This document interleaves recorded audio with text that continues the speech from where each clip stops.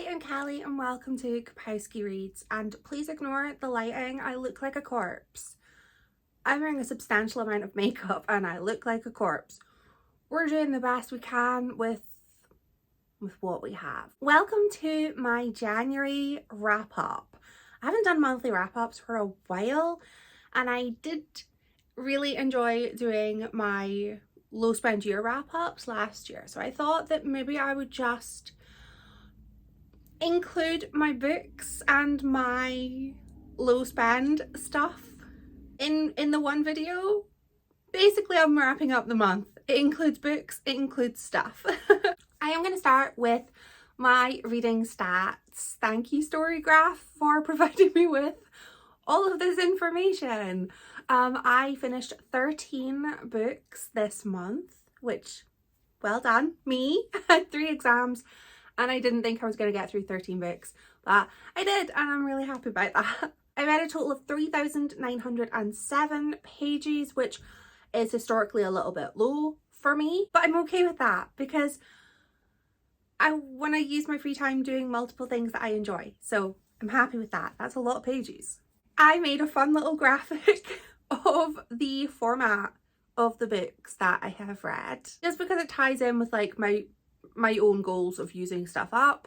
I like to track what kind of format of books I've been reading, and I had 3 physical books from my stash, 1 reread, 2 NetGalley books, 1 owned ebook, 3 library books, physical library books, 1 owned audiobook, 1 library audiobook, and 1 borrowed book, which I borrowed from my boyfriend. It lives here, but it's not mine, so I can't count it as reading from my own physical stash, as much as I would love to. I also made some progress in my reading goals for 2025, and I'm feeling quite good about that. I read 3 non-fiction books, 1 from the library, 1 on audiobook, and 1 from my physical stash, this one. I read 3 library books. I had 1 Scottish read, 1 reread, which is downstairs. Oh, it's downstairs. I'm not going to get it.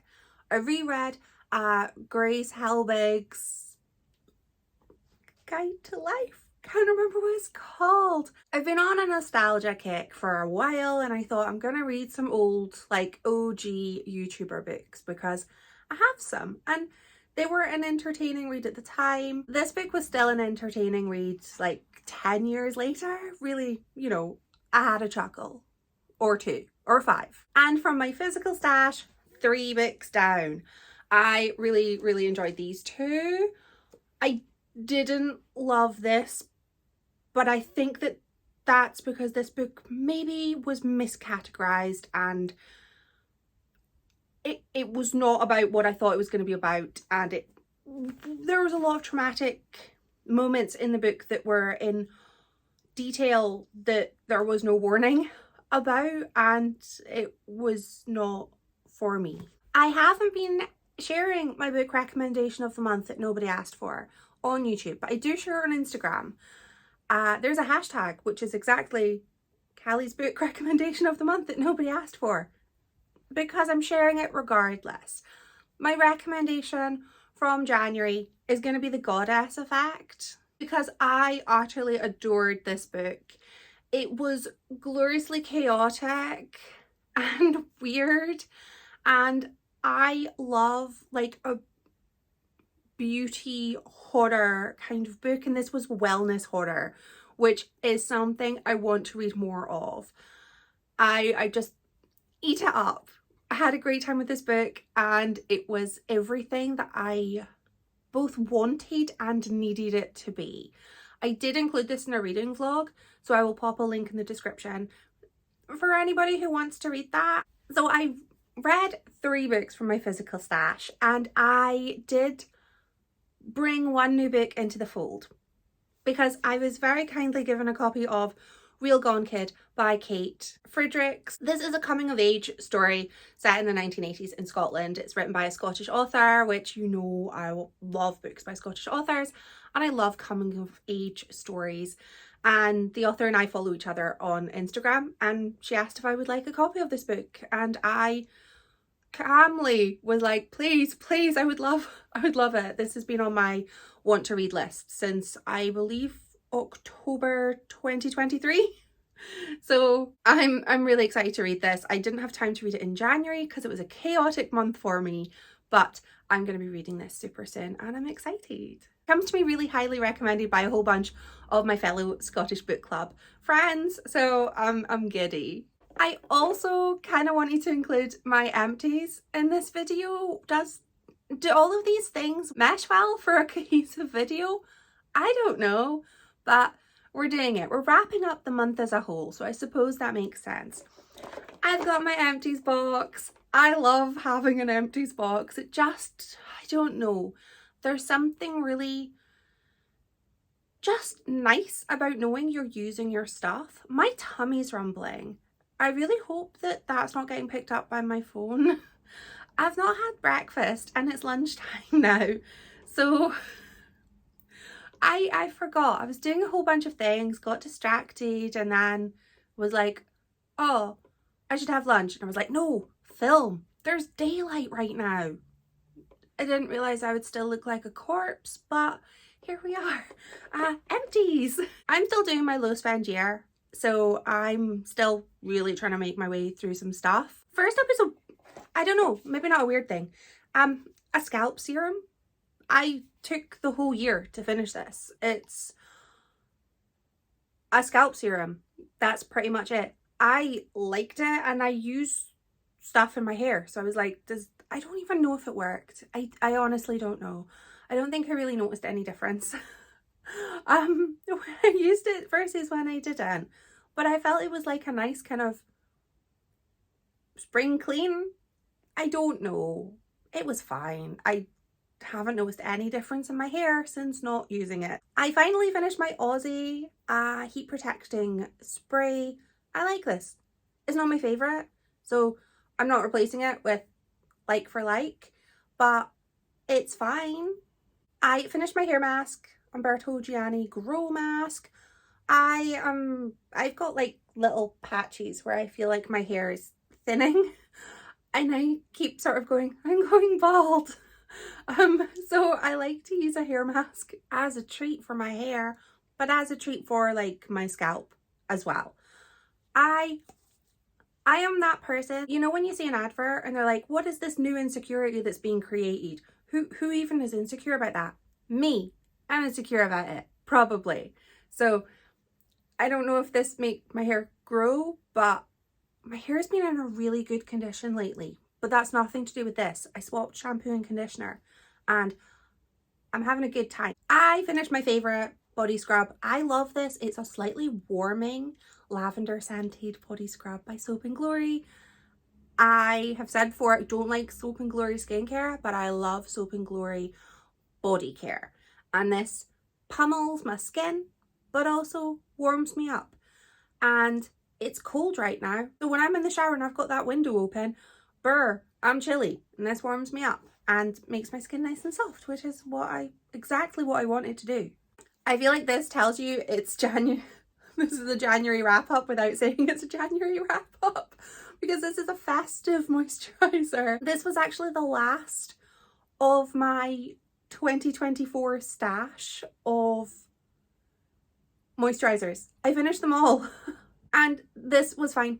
It was absolutely fine. It was moisturizing, smelled really nice, didn't make me feel sticky, and it soaked in pretty quickly. So I really liked it. It was good. I finished my massive bottle of L'Occitane Almond liquid soap, or shower gel.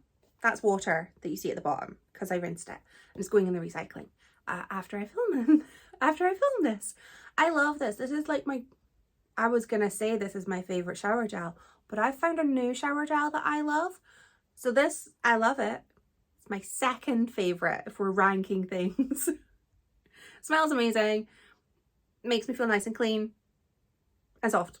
I don't know what to say. It's a shower gel. I feel clean.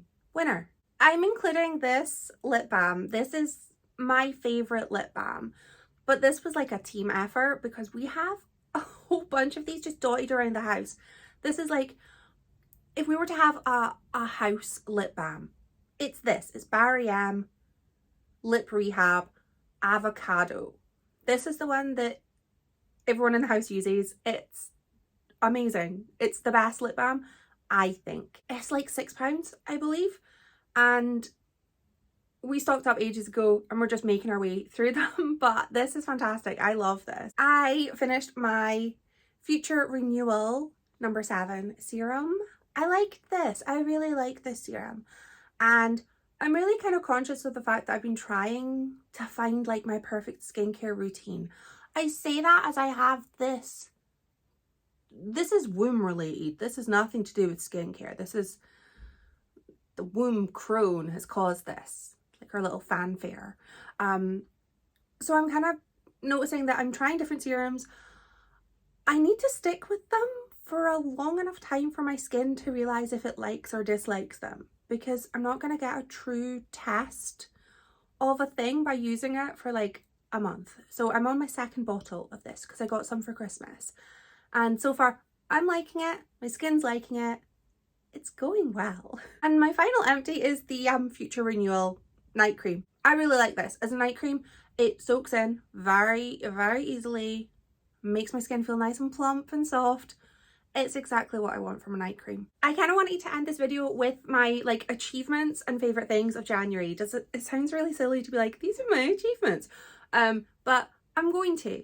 So in January I set out to do Veganuary, which I did, and I had a good time. I ate some nice food. I rediscovered my love of tofu. I already know I love tofu, but I was eating a lot more tofu and I still love it. I made my own salt and pepper tofu and it's amazing, and I'm going to be adding that to my dinner repertoire to have that going forward. And my other achievement is that I did my 3 exams. I don't know if I've passed them. I did my best, I tried my hardest, and I came out feeling quite confident. So I'm hopeful, but I won't know till February. So maybe I'll have a February disappointment to tell you next month. Hopefully not. And finally, my favourite things of February, I started watching The Traitors. Everybody's been saying to watch it, and I was like, I'm not taking on new shows right now. But I've taken on a new show. And in January, I not only watched all of the British ones, like I started watching season 1, and then I watched 2 and then 3. My hope was that by the time I got to season 3 it would be finished, because I feel really anxious when there isn't like a full Wikipedia page for like a challenge show. I like to know what's gonna happen. So I got to watch the finale in real time, and no, I did not agree with those results. I wanted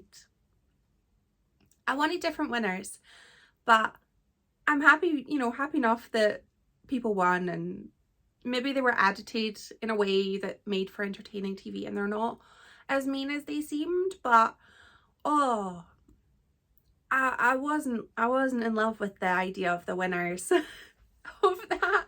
But I also watched the Australian 2 seasons of it, and I watched the New Zealand one. I thought the New Zealand one was fun, but there maybe wasn't enough drama, but it seemed fun. And I am currently on season 3 of the US one. I've watched 1 and 2. I had to skip like half of season 1 because it got too drama for me, too much drama. So I'm kind of liking, it's a nice level of drama for me right now in season 3. I don't like when they get mean, like when it goes too far. So